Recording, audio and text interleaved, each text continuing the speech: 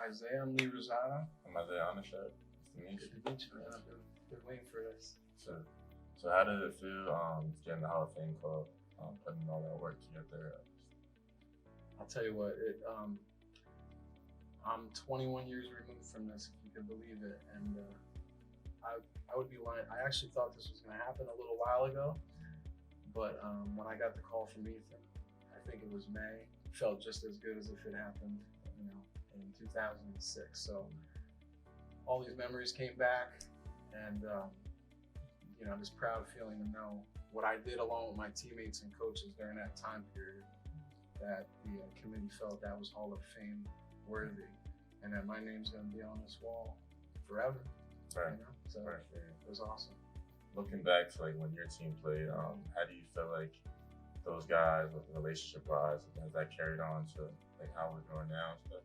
One of the things that attracted me to Millersville was Coach Carpenter's way of doing things. Okay, once I learned about Division II football, I decided on Millersville. They sold me during my recruiting visit. I said, if I'm going to this level, I want to win or have the opportunity to win every year.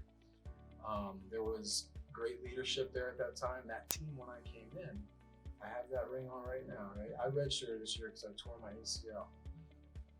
They had, I think, every starter on defense was all conference.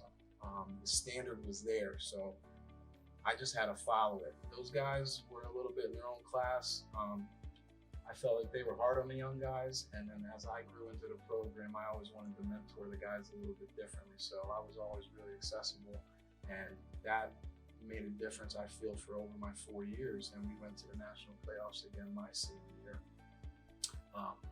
So I don't know where the bond is with your guys. That's why I was kind of asking, how's things going? How's things gelling?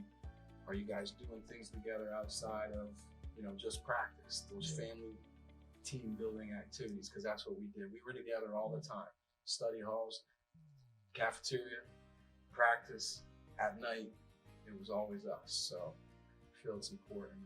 And if, that's what I was saying, you have to be part of that building block. If it's not there, you got to initiate that. So it is important. Yeah. What do you think, when it was your time to take up that leadership role, was that a smooth transition for you, or did it was something that you had to get used to? That's a great question. So my second year, I started then as a redshirt freshman. My next year, we had a team captain, middle linebacker. His name was Steve Rhino. He just passed away. He was the clear leader of the team. So I didn't have to do anything. What do you think happens? He goes down game 1. So I was the next guy on defense for that role. So I kind of fell into the role early on.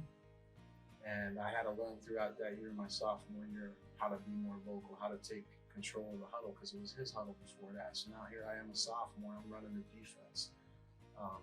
So it might have been a little bumpy in the beginning, but I think I picked it up by the end of the year. And then, man, it made for my junior and senior year, undeniably, it was my defense, my huddle. For me, I'm not the most vocal person. I'm kind of like a little quiet guy, but that's one thing I'm trying to go into. Just taking over that vocalism and trying to have people all come together, because it is important, like you said, doing things outside. That's one thing we've really been talking about on the team, especially last week, is just doing stuff outside of football. Whether our coach says we're in the cafeteria or we're in study hall, anything like that. It's just always being together. So it is, yeah. If we flash back, man, we were all together. The weekends we spent together, after the game, before the game, Sundays, we all got together to watch the NFL games. We all lived in different houses, but we were definitely one team. I was coach. He promoted the heck out of that. So, when you came on your visit here, what attracted you to Millersville? And I was out of football for about a year, somewhere around there, and that's when I got in contact with schools in the PSAC. And Millersville was the first team that really, jumped on me and just showed me that initiation that they actually, wanted to pursue it.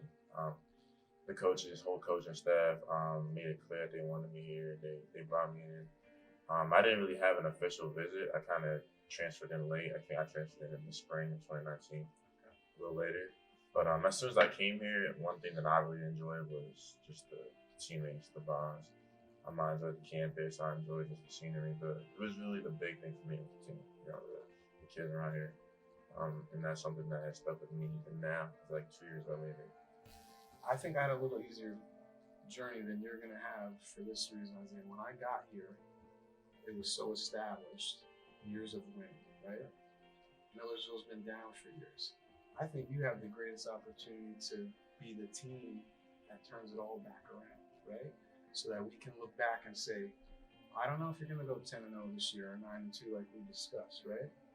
But for us to be able to look back and say that 21 team was the team that got us back, and everything started clicking. We went from 2-9 to maybe the 6-4 or the 9-1. I don't know, right? That lies in your guys' hands.